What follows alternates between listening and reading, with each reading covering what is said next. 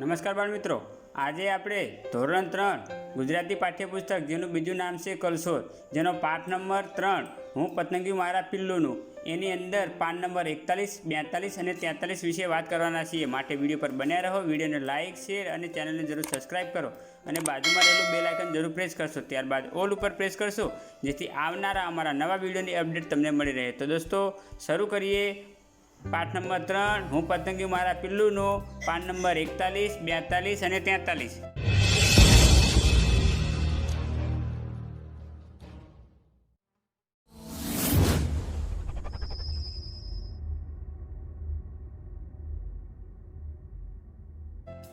નમસ્કાર બાળ મિત્રો, આજે આપણે ધોરણ 3 ગુજરાતી કે કલસોર પાઠ્યપુસ્તક છે એની અંદર પાઠ નંબર 3 હું પતંગિયું મારા પિલ્લુનું, એની અંદર પાન નંબર 41, 42 અને 43ની અંદર આપણે શું લેખન કાર્ય કરવાનું છે એ આજે આપણે આ વિડીયોમાં જોવાના છીએ. ધોરણ 3ના બાળકો ગુજરાતી પાઠ્યપુસ્તક એટલે કે કલસોર પાઠ્યપુસ્તક કાઢે અને પાના નંબર 41 કાઢે. પાન નંબર 41 કાઢ્યું તમે. હવે તમે પેન્સિલ અને રબર તમારી સાથે રાખવાનું છે. ચલો, પાઠ્યપુસ્તકની અંદર પાન નંબર 41 ઉપર ધ્યાન આપો. ઉપર લખ્યું છે આપેલા શબ્દો ફટાફટ બોલો. હવે આ શબ્દો તમારે ફક્ત વાંચન કરવાના છે. તમને ઝડપથી ના આવડે તો ધીમે વાંચજો અને ધીમે વાંચ્યા બાદ પછી ફટાફટ વાંચજો. ચલો, હું વાંચું. 1. કાન, જ્ઞાન, ખાન, ગાન, તાન, દાન, ધાન, પાન, ભાન, માન, રાન, વાન, શાન, શાન. મોટેથી ગાઓ. પટપટ પટપટ પાન, ઝટપટ ઝટપટ તાન, સન સન સન સન શાન, ધડધડ ધડધડ દાન. આ રીતે તમારે આ શબ્દોનું ફટાફટ વાંચન કરવાનું છે. ના આવડે ઝડપથી તો પહેલાં ધીમે ધીમે વાંચજો, પછી 1-2 વખત પછી ફટાફટ વાંચજો. હવે અહીં આપ્યું છે ચાલો ગાઈએ ગીતડું.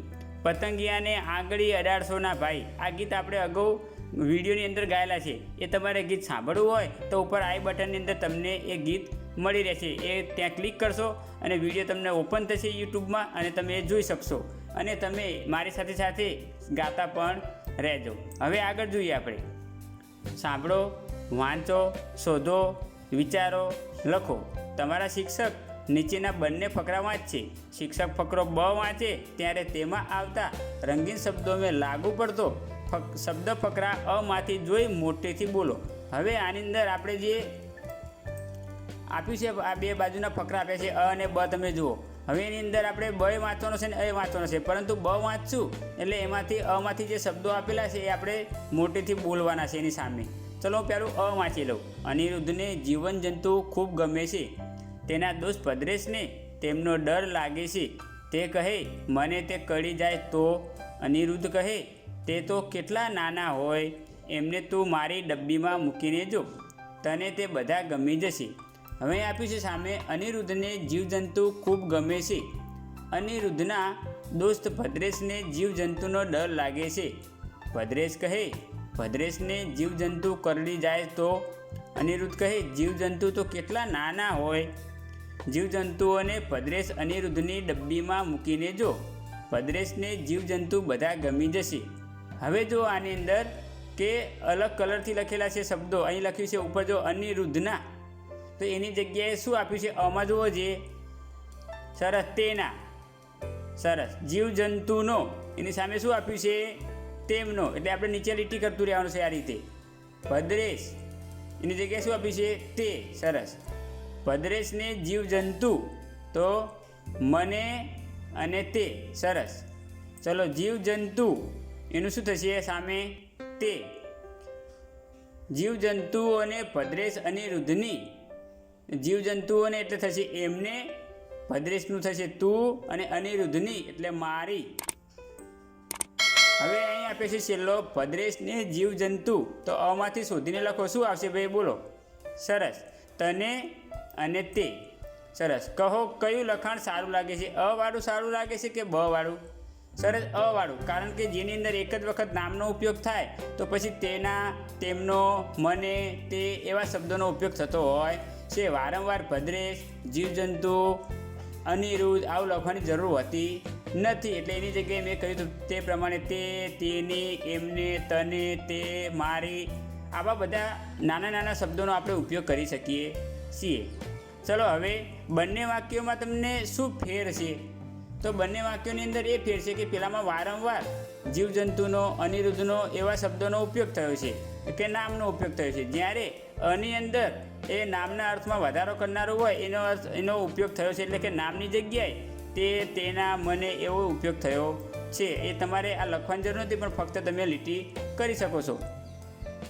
હવે આગળ જોઈએ આપણે નીચે છેલ્લું 41. હવે જો 41 ને 40 ને 1 એટલે 41 લખેલું છે.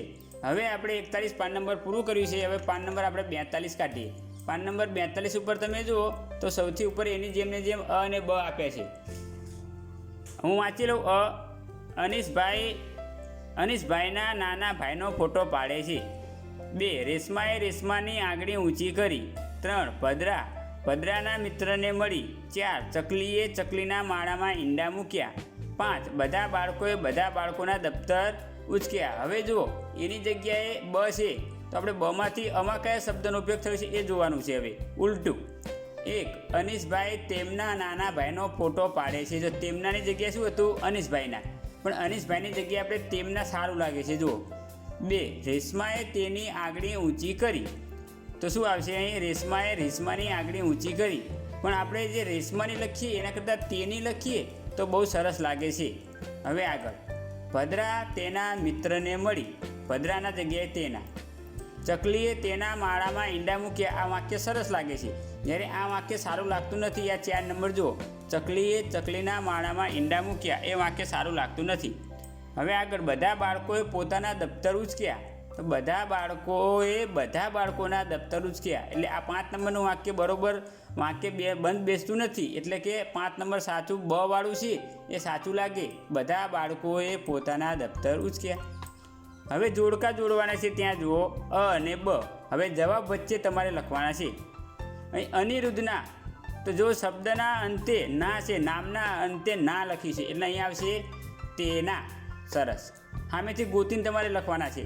ભદ્રેશને છેલ્લે નામના બાદ ને આપ્યું છે તો આમાંથી એવો શબ્દ ગોતવાનો છે. પરંતુ એક જ નામ હોય તો તેને થશે, અને વધારે હોય તો તેમના, તેમને એવું થશે. ચલો હવે ડબ્બીમાં તો માં એટલે એવો શબ્દ સામેથી ગોતો તો તેમાં. સરસ. જીવજંતુઓને ને છેલ્લો છે તો જીવજંતુઓ એટલે વધારે છે. આ જીવજંતુ વધારે છે, એક નથી તો શું આવશે? તેમને. સરસ. જીવજંતુઓનો, જો આમાં પણ વધારે છે અને પાછળ નો છે તો શું આવશે? સરસ. તેમનો. સરસ. ચલો હવે આગળ. બિનજરૂરી શબ્દ શેકી વાક્ય ફરીથી લખો. 1 બાળકો, તમે કીડી જોઈ છે? કીડીને તેને કેટલા પગ હોય છે?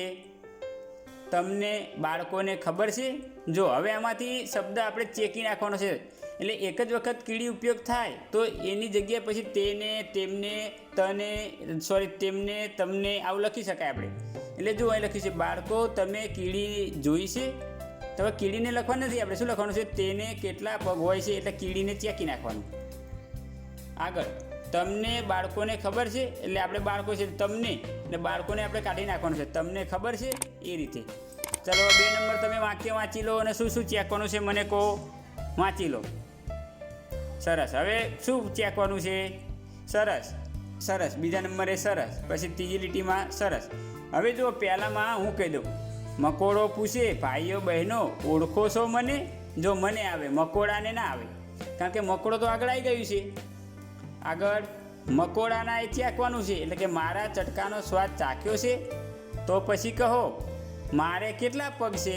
એટલે મકોડાને આપણે ચેકવાનું છે. એટલે પહેલામાં મકોડાને, બીજામાં મકોડાના, અને બીજી લીટીમાં મંકોડાને એ પણ ચેકવાનું છે. એટલે અહીં જુઓ આ રીતે તમારે આવું ચેકીને વાક્ય ફરીથી નીચે લખવાનું છે. પહેલો નંબર અને બીજો નંબર વાક્ય તમે નીચે લખી નાખજો. હવે નીચે છેલ્લું છે 42. હવે આ 42 છે એને આપણે લખવાનું છે 40 ને 2 એટલે એનું થશે 42. સરસ. પાન નંબર 42 આપણે અહીં પૂરું કરીએ. હવે આપણે જોઈએ પાન નંબર 43. પાન નંબર 43 કાઢો. એનું ઉપર 3 નંબર વાક્ય આપ્યું છે. જુઓ. બાળકો, દેડકાને તો બાળકોએ તમે જોયો હશે. કહો કેટલા પગ હોય? તેને, દેડકાને. તેની દેડકાની જીભ જોઈ? દેડકો તે શ્વાસ લે ત્યારે દેડકાનો તેનું પેટ કેવું હલે છે નહીં? હવે આ વાત દેડકો બોલે તો કઈ રીતે બોલે એ ફકરો પૂરો કરીને તમારે અહીં લખવાનો છે. હવે જો અહીં આ રીતે બોલે, બાળકો મને તો તમે છે ને, એટલે બાળકોએ કાઢી નાખવાનું છે. તમે જોયો હશે, કહો કેટલા પગ હોય મારે, તેને નહીં આપણે મારે લખવાનું છે. મારી જીભ જોઈ હું શ્વાસ લઉં ત્યારે મારું પેટ કેવું હલે છે નહીં, આ રીતે તમારે લખવાનું છે. હવે જો આગળ ઈયળો બોલી, હવે આમાંથી તમારે ચેકવાના છે અને નીચે લખવાના છે. ઈયળો બોલી એટલે એની જગ્યાએ જો અમને ઈયળોને ઓળખો છો, ઈયળો અમે તો બધે જ હોઈએ, અનાજમાં અને વૃક્ષ પર, શાક ફળ અને ફૂલમાં. તમને માણસોને ભાવે એ બધું અનાજ, શાક, ફળફૂલ, વનસ્પતિ, ઈયળોને અમને ભાવે. જો હવે આ વાક્યને આપણે ચેક કરી, એટલે કે જે શબ્દનો ઉપયોગ ના થયો હોય અથવા એ રીતે આપણે ઉપર સમજાવ્યું પ્રમાણે તમારે અહીં લખવાનું છે. હવે જુઓ, ઈયળો બોલી, ઈયળોની જગ્યાએ અમે લખીએ કે અમે કહ્યું, અમને ઓળખો છો. જો ઈયળોને કાઢી નાખવાનું. અમે તો બધે જ હોઈએ છે ને, અમે એટલે ઈયળો ઉપર લીટી મારી દેવાની છે આપણે. અનાજમાં અને વૃક્ષ પર, શાક ફળ અને ફૂલમાં. તમને માણસોને ભાવે, જો તમને એટલે માણસોને ચેક લખી નાખવાનું નથી, આપણે ચેકવાનું છે. માણસોને એટલે કે તમને ભાવે એ બધું, જો બધું ભાઈ અનાજ, શાક, ફળફૂલ, વનસ્પતિ, વનસ્પતિ સુધી આપણે ચેકી નાખવાનું છે. અને ઈયળોને ચેકી નાખવાનું, પછી લખવાનું અમને ભાવે, એટલે આવું થશે. તમને ભાવે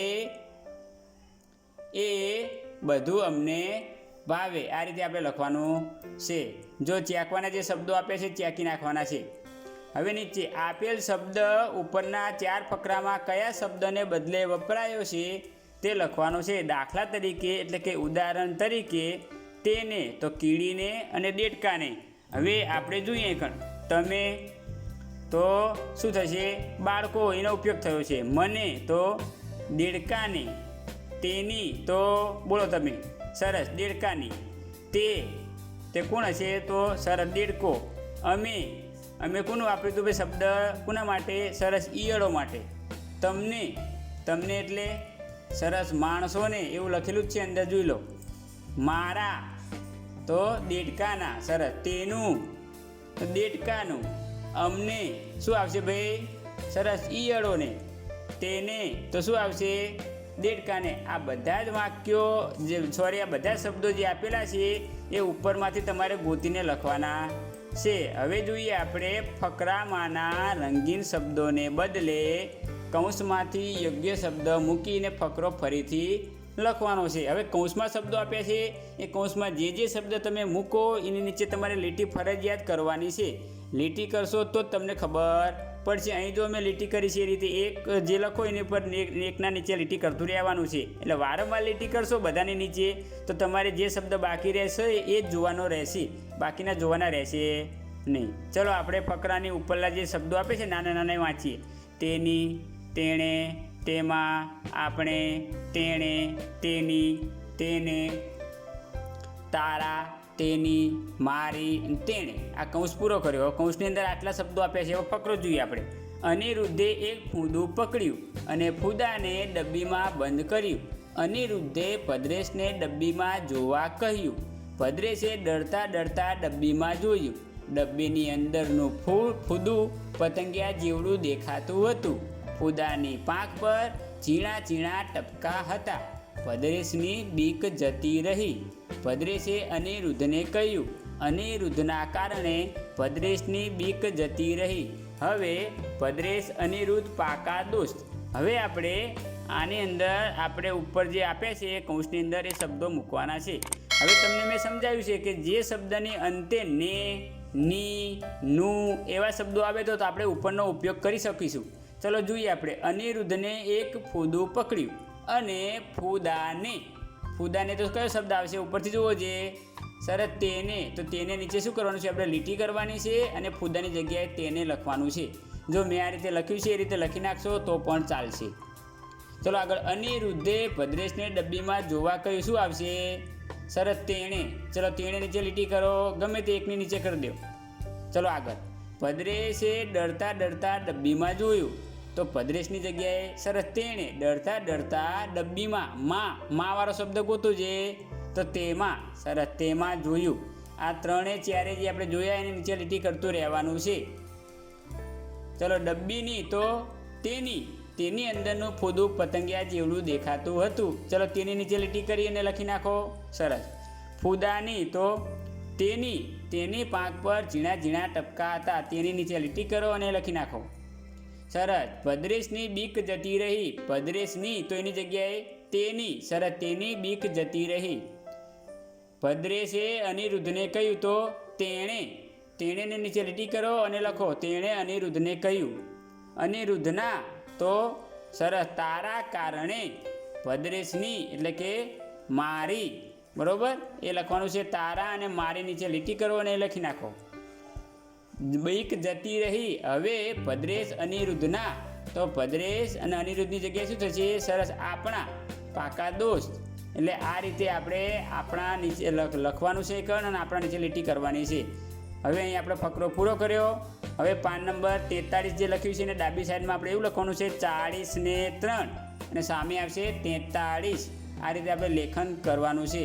હવે આજે આપણે વિડીયોની અંદર પાન નંબર 41, 42 અને 43 જોયું. તમારે જે ખાલી જગ્યાઓ છે એ બધું આ વિડીયોમાં જોઈ મોબાઈલ સ્ટોપ કરી અને પૂરવાનું છે અને ફરીથી પછી મોબાઈલ ચાલુ કરી અને તમારે પછી વિડીયો જોતું રહેવાનું છે અને પાન નંબર 43 સુધી ભરવાનું છે. હવે આગળ આપણે પાન નંબર 38, 39 અને 40નો વિડીયો બનાવ્યો હતો. એ વિડીયો તમારે જોવો હોય તો ઉપર આઈ બટનની અંદર તમને વિડીયો મળી રહેશે. આજે આટલા સુધી. મળીશું એક આવા સરસ મજાના નવા વિડીયો સાથે. ત્યાં સુધી મને રજા આપશો. આવજો. જય હિન્દ, જય ભારત.